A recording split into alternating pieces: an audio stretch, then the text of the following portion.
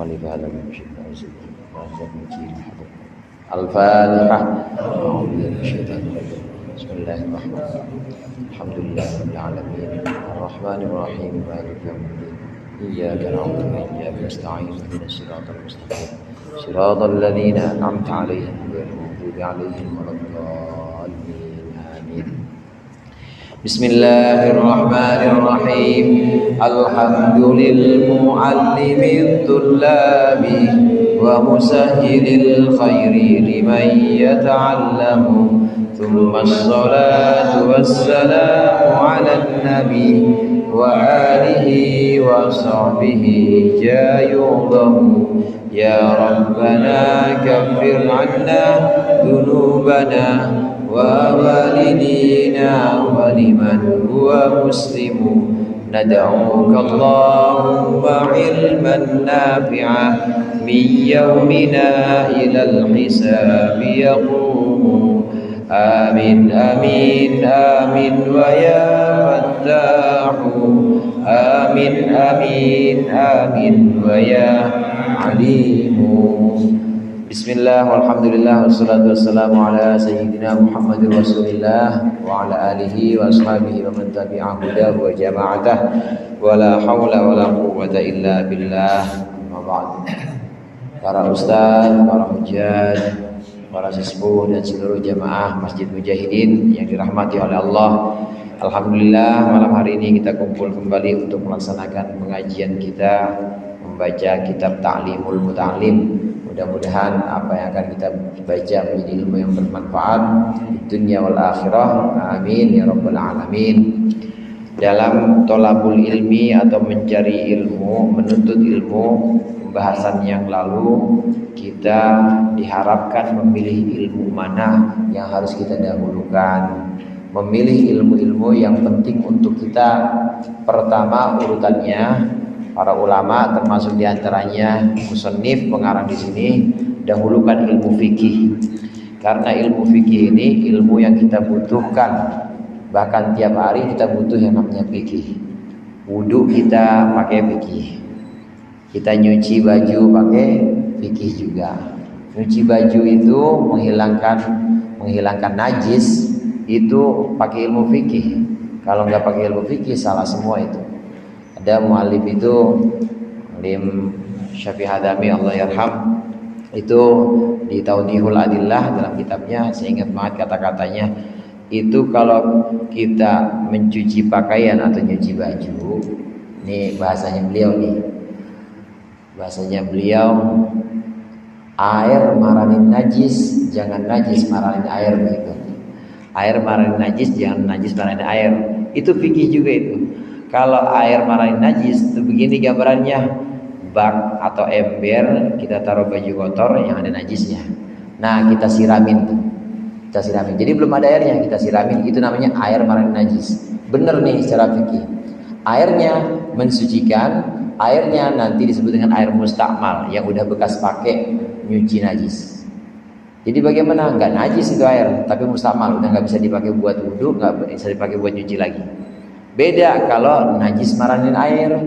Najis maranin air itu airnya dulu kita taruh bak, baju kita yang kotor, ompol anak masukin barang-barang dalam bak itu air satu bak najis semua. Ini pakai fikih.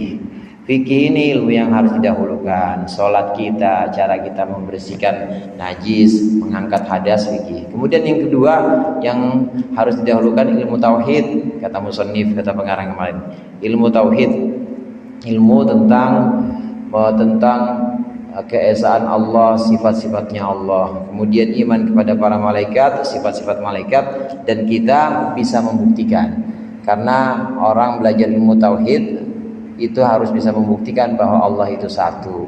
Orang belajar ilmu tauhid harus bisa membuktikan bahwa Allah itu maha mendengar. Keyakinannya atau keimanan yang berdasarkan akal, jadi nggak boleh ikut-ikutan. Dari mana itu? Dari ilmu tauhid. Karena orang yang imannya taklid, kalau iman taklid itu diterima cuma dosa. Kenapa dosa? Karena dia nggak mau ngaji, satu. Yang kedua, dia nggak bersyukur sama nikmat akal. Akal itu Allah berikan cuma kita, pada kita manusia. Nah, nggak dipakai akalnya, buat mikir aja, ogah banget. Apa buktinya Allah itu ada? Ya tahu dah kata guru gua mah ogah banget mikir. Nah, namanya kita kufur terhadap nikmat akal. Jadi harus belajar ilmu tauhid. Kenapa Allah itu wujud atau ada? Buktinya apa? Ya buktinya ini alam ini ada. Sekedar begitu aja udah belajar ilmu tauhid. Buktinya alam ini aja ada. Kita masuk ke masjid, udah ada lekar dirapihin, minuman juga udah sediain sampingnya.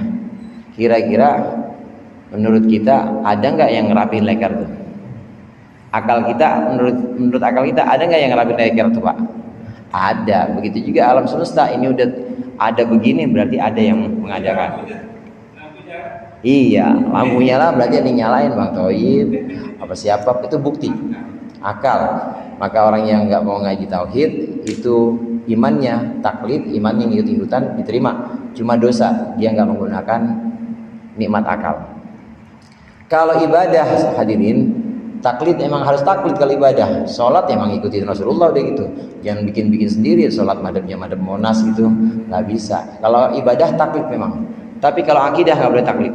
Akidah harus bisa membuktikan bahwa Allah ada, bahwa Allah punya sifat baqa atau kekal. Ini harus bisa membuktikan dengan dalil akal atau dalil naqol, yaitu dalil ayat. Ilmu fikih tauhid didahulukan. Kemudian setelah itu kalau kita dituntut untuk memilih lagi ilmu mana yang harus kita dahulukan, dahulukan ilmu yang tua. Ilmu tua di sini seperti ilmu Al-Qur'an, tua tuh, hadis tua. Nah, ilmu yang sifatnya datang belakangan itu boleh nanti-nanti setelah ilmu yang tua. Jadi Al-Qur'an mulai dari tajwid, cara bacanya, kemudian nanti meningkat ke tafsirnya lagi, ini harus kita pelajari. Hadis juga begitu. Hadis mulai hanya sekedar hadis Arba'in Nawawi misalnya 40 hadis kita pelajari. Nanti kalau udah itu kita belajar mustalah hadisnya, ini didahulukan. Nanti baru ilmu-ilmu yang lainnya. Ini memilih ilmu mana yang harus kita dahulukan. Pada pembahasan berikut ini pengarang membahas tentang memilih guru. Kalau kemarin memilih ilmu, ini memilih guru. Qala al-musannif rahimahullah wa nafa'ana bihi wa bi ulumihi wa bi barakatihi fid dharain amin. Wa amma ikhtiyarul ustadi fayanbaghi ay yakhtara al-a'lama wal awra'a wal asanna. Adapun memilih guru, maka seyogianya seseorang, maksudnya orang yang mencari ilmu itu memilih al-a'lama yang lebih alim, wal awra'a yang lebih wara', yang lebih wirai, wal asanna dan yang lebih banyak umurnya, maksudnya lebih tua, yang wal asan yang lebih banyak umurnya. Kama ikhtaro Abu Hanifah, sebagaimana Abu Hanifah, sebagaimana memilih siapa Abu Hanifah hina idin ketika itu memilih Hammad bin Abi Sulaiman akan gurunya Hammad bin Abi Sulaiman ba'da ta'ammuli wa tafakkuri, setelah mengangan-angan, merenungkan dan juga berpikir.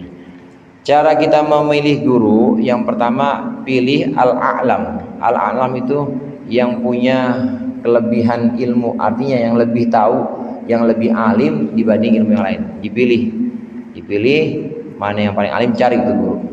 Cari guru yang lebih alim dibanding yang lain. Cari yang paling alim. Kemudian yang kedua, cari yang lebih wirai. Wirai di sini waro itu artinya hati-hati menghindarkan keharaman. Bahkan orang wirai itu syubhat aja dia ini hati-hati banget. Kira-kira duit nggak jelas dari mana, sisaan nih, sisaan apa? Sisaan dari kelurahan misalnya. Itu duit kagak jelas, dia nggak mau, nggak. Kalau jelas halal dia mau. Tapi kalau yang nggak jelas, walaupun belum tentu haram juga, jadi remeng-remeng gitu Pak, yang remeng-remeng dia ogah. Itu orang wirai. Cari guru yang wirai, yang warok, yang lebih warok dibanding yang lain, cari yang paling warok. Kemudian yang ketiga, cari yang paling tua atau yang lebih tua dibanding yang lainnya, wal asan, yang lebih tua dibanding yang lainnya. Nah, ini romannya sih kagak ada semua ini. yang paling alim, yang paling wirai dan yang paling tua dipilih. Ini sebagaimana dilakukan oleh Imam Abu Hanifah Imam Abu Hanifah itu di antara madhab 4 yang kita kenal, itu yang paling sepuh atau yang paling tua Imam Abu Hanifah. Kemudian beberapa tahun setelahnya baru Imam Malik. Nah, bawahnya baru muridnya Imam Malik yaitu Imam Syafi'i. Yang paling akhir atau yang paling muda Imam Hambali atau Imam Ahmad bin Hambal. Imam Abu Hanifah ini memilih guru dengan 3 pertimbangan ini. Yang paling alim, yang paling wirai, wara', atau yang paling tua. Maka dapatlah gurunya setelah beliau ta'ammul atau beliau renungkan, beliau pikir, beliau mohon petunjuk juga kepada Allah, maka beliau menemukan gurunya namanya Hammad bin Sulaiman, gurunya Imam Abu Hanifah. Jamaah rahimakumullah, memang Syekh Zarnuji ini pengarang kitab Ta'limut Ta'alim, ini memang madhabnya Imam Malik, madhabnya Imam Abu Hanifah, Hanafi. Di antara karya ulama-ulama madhab Hanafi itu yang sering dibaca di pesantren ya ini Ta'limut Ta'alim. Ini bukan madhab Syafi'i memang, tapi madhab Hanafi. Cuma emang kan nggak bahas fikih. Di sini bahas akhlak atau adab, bahas bagaimana menuntut ilmu, bagaimana memilih guru, memilih teman, dan juga bagaimana akhlak sebagai seorang pelajar kepada guru, pelajar kepada pelajar yang lainnya. Memang tidak ada pembahasan fikih.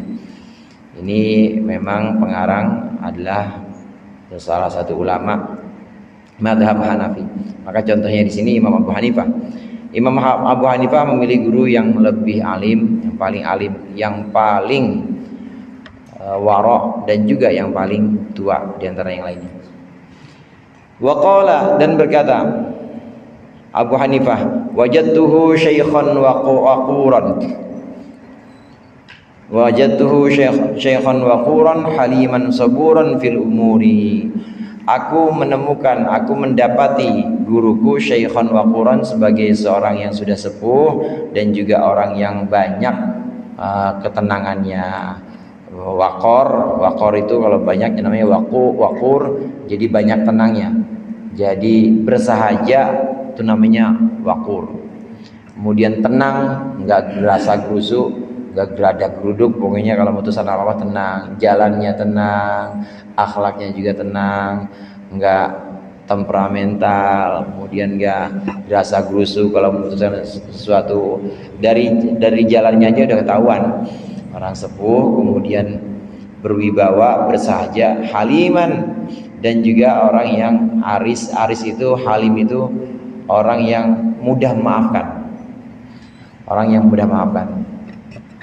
Kita misalnya bapak, kita sama bocah SMA ya, bocah SMA bader banget sama kita. Nah, kita di prank.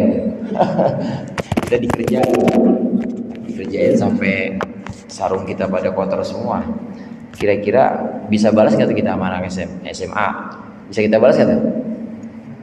Balas bisa, balas. Cuma kalau yang ngerjain kita, yang ngejak koko kita kotor, sarung kita itu, yang itu menteri misalnya, kira-kira kita gimana kita? Kita maafin nggak tuh menteri? Maafin lah menteri. Nah, halim itu orang yang sebenarnya dia bisa, mampu banget dia buat balas, tapi sama dia nggak dibalas, dimaafin. Ya udah nih, nggak apa. Itu halim namanya. Halim itu begitu. Benar-benar dia sayang dan memutuskan segala sesuatu itu dengan penuh maaf. Jadi banyak maafnya halim itu. Sabur, sabar, banyak sabarnya. Kalau sekedar sabir biasa, tapi ini sabur. Sabur ini banyak sabarnya fil umur dalam segala sesuatu. Ini yang dipilih oleh Imam Abu Hanifah. Wa qala, dan berkata Imam Abu Hanifah, tabattu inda Hammad ibni Abi Sulaiman. Aku tetap atau aku mantap bersama guruku Hammad bin Abi Sulaiman. Fanabattu, maka kemudian aku tumbuh.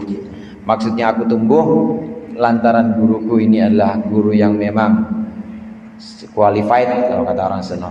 Guru yang memang sudah syarat-syaratnya terpenuhi semua, ya paling alim, paling wirai, wara', juga paling tua, maka aku mantep kepada guruku ini dan aku menjadi tumbuh. Memang demikian hadirin.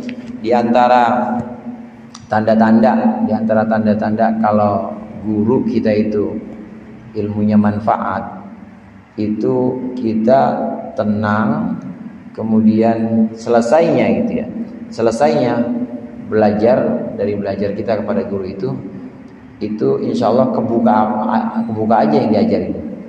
Walaupun waktu ngaji setengah mati dah pahamnya, susah banget. Tapi begitu gurunya udah nggak ada, paham. Begitu gurunya udah nggak ada, oh iya benar yang dibilang sama guru ini. Nah itu tanda-tandanya itu guru yang benar-benar qualified atau guru yang benar-benar manfaat ilmunya. Tumbuh di situ maksudnya berkembang. Selesai gurunya nggak ada, itu berkembang, ilmunya makin nambah, kemudian juga barokah. Barokah ini artinya berkembang juga. Imam Abu Hanifah demikian, memilih guru yaitu Syekh Ahmad bin Abi Sulaiman dan berkembang mantap karena 3 syarat itu: paling tua, paling alim, dan paling warok, paling berai. Wa qala Abu Hanifah, dan berkata Imam Abu Hanifah rahmatullahu alaihi, sami'tu hakiman, aku mendengar. Sami'tu hakiman, aku mendengar seorang bijak. Hakim itu orang yang bijak. Min hukama Samarqand, dari ahli bijak, dari ulama, dari orang bijaknya Samarkand. Qala, berkata dia, orang bijak itu, inna wahidan min talabatil ilmi syawarani, sesungguhnya seorang dari santri, orang menuntut ilmu itu bermusyawarah denganku fi talabil ilmi, dalam mencari ilmu. Wa kana azama ala dhahabi, wa kana, dan ada santri tersebut azama, mantap, ala dhahabi, untuk pergi ila Bukhara, ke Bukhara Uzbek, daerah Uzbek sekarang, sebagian dari Uzbek ada namanya Bukhara, li talabil ilmi, untuk mencari ilmu, wa hakada, dan seterusnya. Maksudnya orang-orang bijak ini memang mengizinkan dan menganjurkan kita kalau tidak ada di wilayah kita misalnya yang memenuhi 3 kriteria ini, 3 sifat ini, nggak ada yang lebih alim, nggak ada yang lebih tua, nggak ada yang lebih warok, maka boleh kita pindah atau boleh kita menuntut ilmu. Bukan pindah rumah, bukan, tapi boleh kita menuntut ilmu ke daerah lain, mondok maksudnya, mondok ke daerah lain. Orang tua kita dulu, orang-orang Betawi juga ada yang mondokin anaknya di Cirebon, ada yang di Sukabumi, bisa jadi Sukabumi ya, ada yang Sukabumi, ada yang di Lirboyo, ada yang di Sarang. Itu antara lain untuk memilih guru-guru yang waro, alim, dan juga yang sepuh-sepuh, kiai-kiai sepuh. Memang sudah jadi tradisi dalam mencari atau memilih guru. Ulama-ulama dulu itu memang ya bepergian, nggak menetap di situ, tapi kemudian mondok untuk menemukan guru yang memang benar-benar memenuhi 3 syarat ini. Ulama-ulama seperti itu, orang bijak dari Samarkand yang diceritakan di sini juga begitu. Jadi bermusyawarah kepada Imam Abu Hanifah, kemudian dia mantap untuk pergi ke Samarkand untuk mencari guru yang memang memenuhi kriteria, memenuhi syarat tadi. Wahakada, dan demikianlah yang bagi ayyushawira fi kulli amrin. Nah kemudian selain pergi ke satu tempat untuk menemukan guru yang sesungguhnya, maka seyogianya ayyushawira fi kulli amrin, hendalah seorang santri atau seorang pelajar itu bermusyawarah dalam segala sesuatu, dalam segala urusan.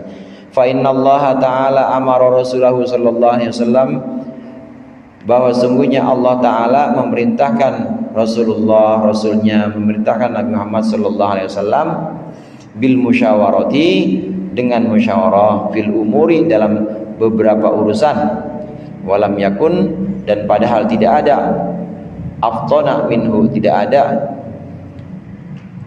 siapa aftonu minhu, orang yang lebih cerdas, minhu, dari Nabi Muhammad, ma'adhalika, beserta itu.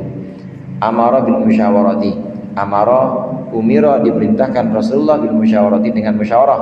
Wa kana yusyawiru ashabahu fi jami'il umur, dan Rasulullah mengajak musyawarah sahabat-sahabatnya fi jami'il umuri, dalam seluruh urusan. Hatta hawaijil baiti, hingga kebutuhan-kebutuhan atau keperluan-keperluan rumah.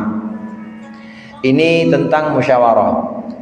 Santri selain mencari guru, itu nanti kalau sudah dapat dan dia mondok misalnya, dia tinggal bareng-bareng sama temennya, jangan lupa musyawarah, jangan lupa dalam menentukan keputusan-keputusan, dalam menentukan urusan-urusan mana yang terbaik, ini hendaklah musyawarah.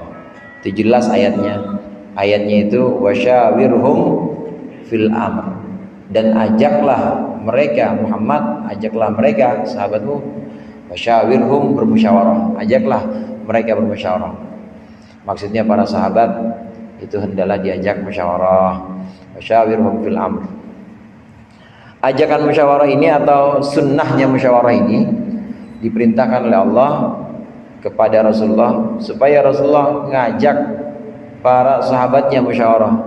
Untuk apa? Yang pertama, untuk istidharun li ra'yi, untuk memunculkan pendapat sahabat. Kan sahabat sama seperti ya manusia juga kayak kita, Pak. Jadi kadang-kadang ada yang takut sama Rasulullah, punya pendapat, punya ide, cuma takut. Ada juga ya yang setengah-setengah, ya setengah takut, setengah berani. Ada juga yang vokal juga, kan sahabat begitu juga. Nah, untuk memunculkan pendapat-pendapat ini, mungkin para sahabat punya pendapat, maka Rasulullah diperintah oleh Allah ajak mereka musyawarah. Ajak mereka musyawarah dalam urusan apapun. Padahal saat itu nggak ada yang paling cerdas dibanding Rasulullah. Rasulullah udah tahu semua. Rasulullah itu yang paling cerdas. Rasulullah udah yang paling keputusannya itu udah paling diterima semua pihak. Keputusan Rasul dari muda, Rasulullah demikian. Dimintain pendapat gimana caranya mindahin Hajar Aswad waktu habis kena banjir. Orang-orang pada bingung, orang rebutan mindahin batu karena itu kebanggaan sukunya.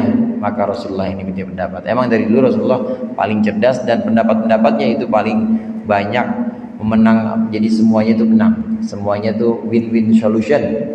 Ya bang, namanya win-win solution, sama-sama enak semuanya. Padahal Rasulullah kalau menentukan keputusan seperti itu, tapi tetap ngajak musyawarah para sahabat. Wasyawirhum fil amr. Pertama musyawarah, Allah perintahkan Rasulullah musyawarah untuk memunculkan pendapat-pendapat itu. Yang kedua, tatyiban linufusihim, maksudnya untuk tatyiban linufusihim ini untuk menyempurnakan ruhani atau jiwa mereka, supaya kalau ada unek-unek, kalau ada ide itu mau disampaikan. Ini tatyibin nufusihim, jadi nggak dipendam aja. Kemudian selain itu juga tentunya untuk mensyariatkan yang namanya musyawarah. Jadi musyawarah itu sunnah. Musyawarah itu sunnah. Yang dilakukan oleh ulama-ulama kita, kiai-kiai kita dulu ya musyawarah. Orang banyak bapak-bapak hadirin, banyak diantara istilah-istilah yang ada di negara kita ini istilah Indonesia, istilah Arab semua, dalam permusyawaratan. Itu musyawarah bahasa Arab. Iya, Pancasila. Kerakyatan, rakyat aja bahasa Arab.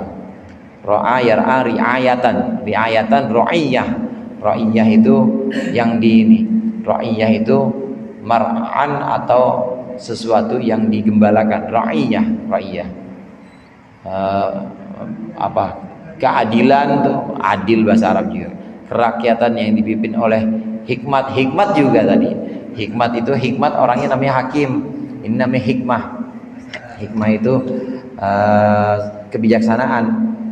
Dalam hikmat kebijaksanaan ya dia juga memang dalam permusyawaratan wakil juga bahasa Arab juga.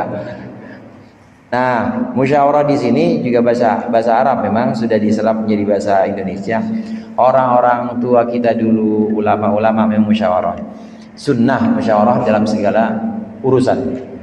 Meskipun kita alim, meskipun kita banyak referensi kitabnya, ya orang kitab semua ya dari awal sampai akhir kita baca, tetap disunnahkan musyawarah. Karena perintah Rasulullah diperintahkan oleh Allah untuk musyawarah. Jangan lupa kita bermusyawarah. Wasyawirhum fil amr. Bentuk negara seperti yang sudah kita kenal sekarang menjadi republik, kemudian negaranya namanya negara kesatuan, pemerintahnya namanya pemerintahan republik, sistemnya ini berdasarkan musyawarah semua. Andai ini saudara ya, andai dulu para pendiri bangsa ini kemudian menghasilkan keputusan bukan republik, ya kita terima juga. Tapi dulu udah musyawarah menentukan keputusannya bahwa bentuk pemerintahannya republik, bentuk negaranya negara kesatuan, bukan negara konfederasi atau bukan negara kerajaan misalnya. Andai dulu ditentukan kerajaan, ya jadi kerajaan. Tapi kan enggak, musyawarah. Karena dalam musyawarah itu ada pendapat-pendapat yang banyak dipertimbangkan. Musyawarah hukumnya sunnah. Wasyawirhum fil amr. Di pesantren itu ada musyawarah. Saya dulu tiap malam Jumat sama malam Selasa ngaji libur, enak. Tapi musyawarah, musyawarah itu bahas satu kitab, ya, mungkin Safinah, mungkin Fathul Qorib, dibahas. Nah di situ dimusyawarahkan. Menurut ente gimana? Menurut anda gimana, pakai bahasa Jawa juga. Itu namanya musyawarah. Wasyawirhum fil amr. Hendaklah seseorang atau santri ini bermusyawarah dalam segala urusannya. Bahkan Rasulullah itu, meskipun Rasulullah adalah yang paling cerdas, tetap mengajak musyawarah sahabat dalam segala urusannya, sampai urusan-urusan kecil seperti urusan rumah, kebutuhan rumah, itu kadang-kadang Rasulullah minta pendapat sahabat atau musyawarah. Perang Khandaq musyawarah juga itu. Gimana menurut kalian, wahai sahabat? Gimana menurut kalian ini strategi kita perang saat ini? Khandaq itu sudah Badar dan sudah Uhud. Berdasarkan hasil musyawarah itu ada pendapat yang kemudian diambil dan semuanya setuju bahwa tetap bertahan di Madinah, cuma bikin benteng. Nah bingung lagi bentuk bentengnya gimana? Nah, kita nggak ada batu bata, nggak ada dana buat bangun. Kemudian ada yang usul lagi, namanya sahabat Salman Al Farisi, usul lagi bikin benteng cuma nggak ke atas tapi ke bawah bentengnya. Jadinya basement. Bikin benteng cuma ke bawah, jadi pertahanan cuma ke bawah, dibikin itu parit yang orang kalau lompat ke situ nggak bakal bisa, jadi pasti jatuh. Kuda aja pasti jatuh, kecuali kuda yang cakep banget, itu bisa. Kalau kuda yang biasa-biasa mah ecek-ecek pasti jatuh gitu. Namanya Khandaq. Perang Khandaq ini musyawarah. Memang sabda Rasulullah, antum a'lamu bi umuri dunyakum. Kamu lebih tahu tentang urusan dunia kamu. Jadi kalau urusan agama, sholat, ya, kewajiban zakat, berapa persen dikeluarkan, yaitu urusan saya, kata Rasulullah, urusan Allah dan Rasulnya. Tapi kalau urusan dunia, gimana strategi perang, gimana harus menentukan pemilih, itu urusan dunia kalian lebih tahu. Artinya kalian lebih tahu, musyawarah maksudnya. Musyawarah. Semuanya memang nggak ada bentuk negara itu yang ditentukan dalam Islam, nggak ada. Di Al-Quran nggak ada, di hadis juga nggak ada. Bahwasannya harus berbentuk kerajaan, harus berbentuk apalagi itu khilafah nggak ada itu, memang nggak ada. Semuanya berdasarkan musyawarah sampai akhirnya Saudi kerajaan, tapi kok Turki republik. Lah kita kok bentuknya kesatuan, pemerintahan republik. Ini kan semua berdasarkan musyawarah semua. Karena musyawarah itu termasuk syariat yang memang diajarkan oleh Rasulullah. Allah perintahkan itu dalam Al-Quran, wasyawirhum fil amr. Santri, thalibul ilm itu juga harus musyawarah, minta pendapat. Ini untuk menghindarkan si santri ini, kalau dia udah alim, jangan sampai dia memutuskan keputusan sendirian, tetap harus musyawarah. Kemudian dilanjutkan di sini, qala Aliyun karramallahu wajhah. Berkata Sayyidina Ali karramallahu wajhah, ma halakam ru'un an masyuratin. Tidak rusak orang an masyuratin, seseorang an masyuratin sebab musyawarah. Sebab musyawarah seseorang tidak akan rusak. Kalau dia memutuskan satu keputusan tapi karena udah musyawarah sama orang, maka begitu disalahin, ya kan saya udah bilang sama abang kemarin, ketika nggak kesalahan jadinya Jika ternyata keputusannya kurang tepat, maka dia bisa, iya makanya kan saya musyawarah ini semuanya, gimana baiknya kemarin, apa dibagi-bagiin, apa kita beliin barang, dan begitu musyawarah modelnya itu mendengarkan pendapat orang lain. Jadi begitu ada yang kurang tepat itu tidak akan rusak, nggak rugi. Orang yang musyawarah itu nggak akan rugi. Kemarin memulai rapat mulu RT ya, musyawarah itu. Coba kalau RT sendiri, RT Herman sendiri, yang ceramah saya, MC saya, baca doa saya misalnya, itu nggak musyawarah. Tidak akan rugi, tidak akan rusak orang yang bermusyawarah. Qila, dikatakan innan nasa rajulun ta'amun wa nisfu rajulin wala syai'un. Sesungguhnya manusia itu ada 3 macam. Yang pertama rajulun ta'amun, yaitu tokoh atau laki-laki yang sempurna. Wa nisfu rajulin, dan setengah laki-laki. Wala syai'un, dan bukan siapa-siapa, bukan apa-apa. Farrajulu man lahu ra'yun saibun wa yushawirul uqala. Yang pertama, yang namanya tokoh atau laki-laki yang sempurna, tokoh yang sempurna itu adalah orang lahu ra'yun saibun, yang baginya itu ada pendapat yang benar, tapi wa yushawirul uqala, dia bermusyawarah dengan orang-orang yang berakal atau orang-orang yang cerdas. Wa nisfu rajulin, yang kedua setengah laki-laki atau setengah tokoh. Man lahu ra'yun saibun, orang yang baginya ada pendapat yang benar, lakin la yusyawiru, tetapi dia tidak musyawarah. Au yusyawiru, tapi dia musyawarah, walakin la ra'ya lahu, tapi dia tidak punya pendapat. Wala syai'un, dan yang ketiga yang bukan siapa-siapa, bukan apa-apa. Man la ra'ya lahu wala yusyawiru, orang yang enggak punya pendapat dan juga enggak musyawarah.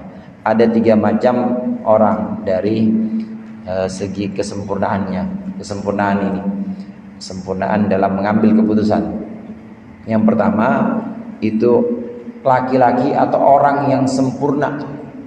Orang yang sempurna itu adalah orang yang punya dia pendapatnya itu biasanya tepat, tapi tetap meskipun dia tahu itu pendapatnya paling tepat, tetap dia ngajak musyawarah orang-orang yang cerdas. Ini namanya pemimpin yang sempurna, namanya laki-laki sempurna. Ada yang setengah pemimpin. Setengah pemimpin itu dia punya pendapat, dan pendapat itu biasanya tepat, tapi nggak pernah ngomong sama orang. Atau ini pemimpin yang setengah-setengah ini, tokoh yang setengah-setengah ini, dia memang nggak punya pendapat sama sekali, ide nggak punya dia, tapi selalu ngajak orang untuk berdiskusi. Dia nggak punya ide, cuma pinter dia. Orang-orang alim, orang-orang yang cerdas dipanggilin, nah suruh ngomongin sesuatu, dia sendiri nggak punya. Nah ini namanya setengah tokoh nih. Nah ada yang bukan siapa-siapa, yang bukan siapa-siapa jangan dipilih nih yang begini. Yang bukan siapa-siapa, dia nggak pernah punya pendapat atau ide yang benar, nggak pernah. Musyawarah juga kagak. Ya pokoknya nunjuk-nunjuk aja dah, pokoknya nunjuk ini nunjuk itu, tapi nggak pernah punya ide dan nggak pernah ngajak musyawarah orang alim atau orang cerdas. Nah ini 3 macam orang dari kesempurnaan, apa namanya, bermusyawarahnya. Alhasil orang bisa dikatakan sempurna itu kalau 2, saudara. Kalau dia punya 2, punya pendapat dan pendapatnya itu bisa tepat. Yang kedua ngajak musyawarah orang. Nah kalau setengah-setengah, dia ngajak musyawarah doang tapi nggak pernah punya ide, setengah. Atau dia punya ide tapi nggak pernah ngomong sama orang, setengah juga, itu namanya. Nah yang sempurna yang punya 2 sifat ini. Allahu a'lam bishawab. Allahumma anfa'na bima 'allamtana wa 'allimna ma yanfa'una warzuqna fahman nabiyyin wa hifdzal mursalin wa ilhamal malaikatil muqarrabin bi rahmatika ya arhamar rahimin. Wa sallallahu ala sayyidina Muhammad wa ala alihi wasallam. Walhamdulillahirabbil alamin. Dikurangnya mohon maaf. Wassalamualaikum warahmatullahi wabarakatuh.